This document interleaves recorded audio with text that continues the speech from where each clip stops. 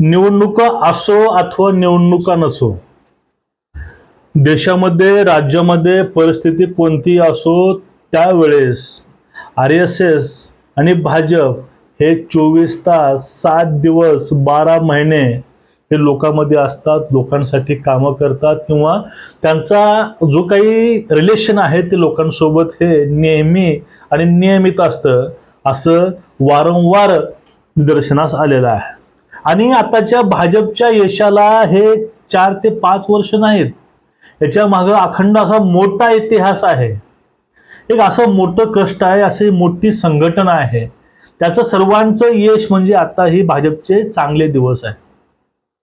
आता या सगळ्या गोष्टी बघितल्या की शरद पवारांचं सुद्धा RSS सारखंच आहे.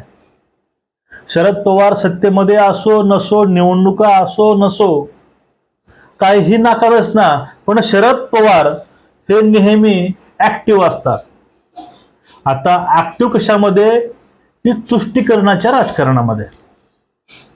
एखादी घटना महाराष्ट्रात घडली, त्यामागे शरद पवार आहेत का आपण तपासून पाहावं लागतं. कारण आपलं जी हयात होती ही हयात त्यांनी ह्या सगळ्या गोष्टीमध्ये मित्रांनो काढलेली आहे.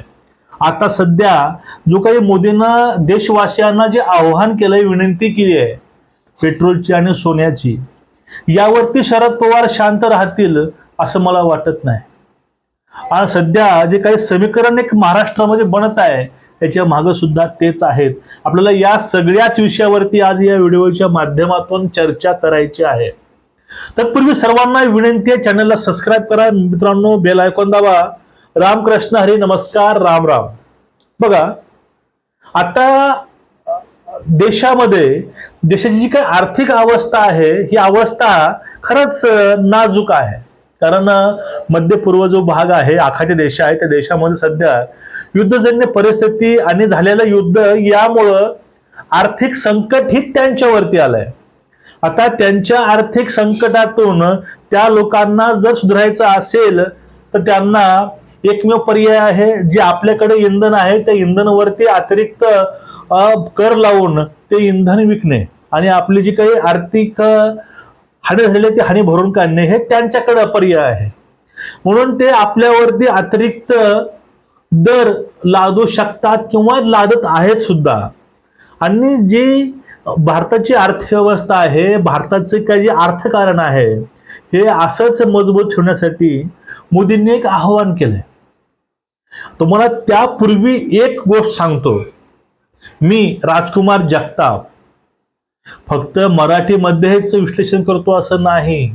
माझं इंटरनॅशनल ही एक यूट्यूब चॅनल आहे. ते चॅनल फक्त युनायटेड किंगडम आणि युनायटेड स्टेट्स यामध्ये चालतं, इंग्रजी भाषेमधून चॅनल आहे. तुम्हाला त्याची मी लिंक इथं टाकू शकत नाही. त्यावर तर आपले हिंदी ऑडियन्स गेले तर त्या ठिकाणी त्याची जी रीच आहे ते रीच तिथं अमेरिका आणि इंग्लंडला भेटणार नाही, त्यामुळे तुम्हाला मी सांगणार नाही. पण त्यामधीलच तुम्हाला एक महत्वाचा मुद्दा सांगतोय मित्रांनो. मला तो मुद्दा आज खोलावा वाटला, कारण जे काही बाणगुळा आहेत ते चर्चा करतात, जे काही आरोप करतात मोदीवरती, त्यांना मी सांगू इच्छितो, जे डोनाल्ड ट्रम्पला आपला गुरु मानतात, त्याला आपला गुरु मानत आहेत, अशा लोकांना एक लेटेस्ट कालची बातमी आहे अमेरिकेमध्ये, आणि त्या बातमीमुळं वॉशिंग्टन DC मध्ये सुद्धा सध्या हालचाली चालू आहेत. आता हालचाली का? कारण सध्या डोनाल्ड ट्रम्प आणि चीनचे ते हरामखोर लहान डोळ्यांचे त्या दोघांची मीटिंग झाली, त्या दोघांनी करार सुद्धा केलेले आहेत. आणि नेमकी आता अवस्था अशी आहे की या ठिकाणी लोकांचा उद्रेक वाढलेला आहे वॉशिंग्टन DC मध्ये ट्रम्पच्या विरोधामध्ये. विषय असा होता, gas prices surge, gasoline is now hovering over $4.50 $4.50 ते वाढलेले आहे. आणि ह्या हायेस्ट प्राइस वाढल्यामुळं, the highest price seen in 4 years, त्यामुळं जे काही एरोप्लेन जे आहेत, विमानाचे तिकीट आहेत, त्यामध्ये स्पाइक बाय मोर दॅन 20%, 20% ते वाढलेले आहेत. तिथं पण गॅस वाढलाय, पेट्रोल वाढलंय, तिकीट वाढले, विमानाचं, आणि तेथे पण आव्हान हेच केलं जातं, जी क्रूड ऑइल आहे त्याची किमती वाढत आहे, त्यामुळे आम्हाला इकडे महागाई लोकांवरती लादावी लागते. आणि हीच अवस्था आपल्या भारतामध्ये येऊ नये. आपल्या भारताच्या बाजूला जे काही देश आहेत, अहो त्यांची अवस्था काय आहे, तिकडे 300-300, 400-400 रुपये किलो गव्हाचा आटा मिळतोय. पण आज आपल्या भारतामध्ये अवस्था काय, हे जर थोडंसं डोळे उघडून पहा. आता यावरती काकांनी काय काय बोलले बघा. आता तुम्हाला सांगितलं मी, ज्यावेळेस काकाचं सरकार होतं, काकाचं काँग्रेसचं, त्यावेळी 2013 मध्ये 12 मध्ये पी चिदंबरांना सांगितलं होतं की तुम्ही सोनं विकत घेऊच नका. आणि त्यावेळेसचे पेट्रोलियम मंत्री एम वीराप्पा मोईली त्यांनी तर सांगितलं होतं की तुम्ही पेट्रोल घेऊच नका, तुम्ही मेट्रोला प्रवास करा. मग त्यावेळेसही कुठलीही अशी अवस्था नव्हती, कुठलीही आता जी परिस्थिती आहे अशी नव्हतीच त्यावेळेस. तरीही यांनी लोकांवरती ह्या गोष्टी लादल्या होत्या. आज बाजार बुणगे या ठिकाणी बोंबलत आहेत. बघा, आता पत्रकार परिषद काकांनी घेतलेली आहे, त्यात त्यांचे काही महत्वाचे मुद्दे होते, आपण त्यावरती फक्त प्रकाश टाकू. यांचा जो काही हवालदिलपणा आहे ते तुम्हाला मित्रांनो कळून जाईल. पंतप्रधान थेट लोकांना संबोधतात पण सर्वपक्षीय बैठकींना येत नाहीत, त्यामुळे देशातील इतर घटकांचं लोकप्रतिनिधित्व म्हणणं लक्षात येत नाही. आता लोकांचं म्हणणं ऐकून घ्यायचे, हे किती उरले, हे 4-5 उरले फक्त, आणि 4-5 ही महामूर्ख आहेत. त्यांना देशाशी, देशाविषयी, देशासाठी काय करावं हे असं यांच्या मनात नसतंच. त्यांना काय घ्यायचे विश्वासामध्ये लोकांनी अशा बाजार बुणग्यांना. पुढले नीटचा विषय आपला नाही आजचा. बंगाल आणि तामिळनाडू विधानसभेचा आलेला निकाल अनपेक्षित आहे, फक्त बंगालचा आणि तामिळनाडूचा. कारण तामिळमध्ये सुद्धा यांचं तिथं ते स्टॅलिन गचकलाय आणि तिकडे बंगालमध्ये ममता गेलेत. हा दोन्हीकडला निकाल हा अनपेक्षित आहे. मग निकाल अपेक्षित कधी असतो, ज्या ठिकाणी यांचे मित्र पक्ष ज्यावेळेस सत्तेमध्ये जाऊन बसतील भारताला लुटण्यासाठी, त्यावेळेस निकाल हा अपेक्षित असतो. यांना असं म्हणायचंय. आता बघा, यावर पुढलं आज सुसंवाद करायचा असेल तर त्याबद्दल इंडिया आघाडीत एकत्र बसून चर्चा होणार. कुठली इंडिया आघाडी, फक्त नावात इंडिया, यांच्या आपण हृदयामध्ये पाकिस्तानच आहे.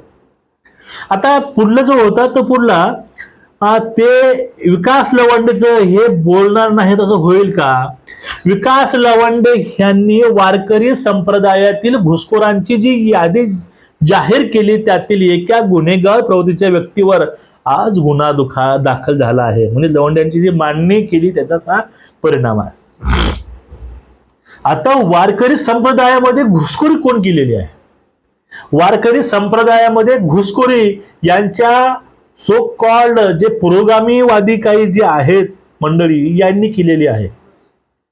वारकरी संप्रदायामध्ये घुसखोरी ही त्यांची आहे. आमच्या पांडुरंगाला मटण चालतं हा कुठला वारकरी म्हणतो, कुठल्या वारकऱ्याला मटण चालतं पांडुरंगाला, मला माहिती नाही कुठला पांडुरंग यांचा. हे तर देवाचे बाप आहेत, हे देवाचे बाप कितीपासून वारकरी होऊ लागले आहे, म्हणजे काय बोलायचं, काय सोडून द्या विषय त्यांचा. पुढलं आहे, वारकरी संप्रदायातील घुसखोरी विरोधात मत मांडलं म्हणून शारीरिक हल्ला करणं, शाही फेक होणं, काळं तेल टाकणं हे गंभीर आहे. इतकेच नव्हे तर त्यांच्या नंतर इशारा देणं की सुरुवात आहे, आणखी खूप काय होईल. तुम्हाला आम्ही हेच म्हणतो, ह्या पुढे काही बघा, महाराष्ट्राच्या गृह खात्याने गंभीर्याने पाहावं. हे लव जिहाद वरती काही नाही बोलणार, धर्म विचारून गोळ्या घातल्या त्यावरती काही नाही बोलणार, महाराष्ट्रामध्ये राहून पाकिस्तानचे झेंडे फडकवतात त्यावरती काही नाही बोलणार, महानगरपालिकेच्या आपल्या दालनामध्ये टिपू सुलतानचे फोटो लावतात, लावा हरकत नाही, पण त्या ठिकाणी शिवरायांचे जे बोलतात ना, हे महात्मा फुले शाहू यांचे फोटो काढून तिथं त्यांचा जप करणं यावरती हे काही नाही बोलणार. पण ह्यांना बोलायचं कशावरती, वारकरी संप्रदायांचा यांचा काडी मात्र अर्थार्थी काही संबंध नाही, त्यांना यांच्याविषयी बोलायचं आहे. आणि बघा, आठवं बघा, महाराष्ट्र हे देशाचं प्रमुख साखर उत्पादन करणारं राज्य आहे, त्यामुळे साखर निर्यात थांबवण्याचा निर्णय महाराष्ट्राच्या शेतकऱ्यासाठी अडचण निर्माण करणारा आहे. शरद पवारांचं झालं असं करणार तर काहीच नाहीत, फक्त पुढ्या सोडून लोकांमध्ये संभ्रम तयार करणं प्रत्येक विषयावरती, हे फक्त यांचं काम आहे. आता फक्त यांचं टार्गेट एकच आहे की आता मराठा मुस्लिम एक करून यांचा वापर सरकारच्या विरोधामध्ये कसं करता येईल, आता ही यांची पुढची खेळी असणार आहे. बघा, तुम्हाला मी आज सांगतो, मी तुम्हाला काय म्हणतो बघा, की ह्या 10 ते 20 दिवसामध्ये मराठा आणि मुस्लिम या दोघांना एकत्रित करून कशा प्रकारे देवेंद्र फडणवीस यांना टार्गेट करायचा प्रयत्न याच महाराष्ट्रामध्ये होणारच आहे. हे लोक करणारच आहेत. कारण हे दोन्ही समाज मोठे एकत्रित करून यांच्या डोक्यामध्ये पुरोगामी किडे सोडून यांचा वापर हे सत्तेच्या विरोधामध्ये करणार. तुम्ही लिहून घ्या काय म्हणतो आज. पण ते लोकांना समजावून सांगणं, लोकांपर्यंत गोष्टी पोहोचवणं ही मी काम करतोय. त्यामुळं सहकार्य करत चला. व्हिडिओ शेअर करा, चॅनलला सबस्क्राईब करा. तुमचं मत या विषयावरती नेमकं काय तुम्हाला वाटतंय ते भरभरून खाली कमेंट करा. पुन्हा जर काही आर्थिक मदत करायची असेल, वरी UPI ID आहे. नमस्कार. वंदे मातरम.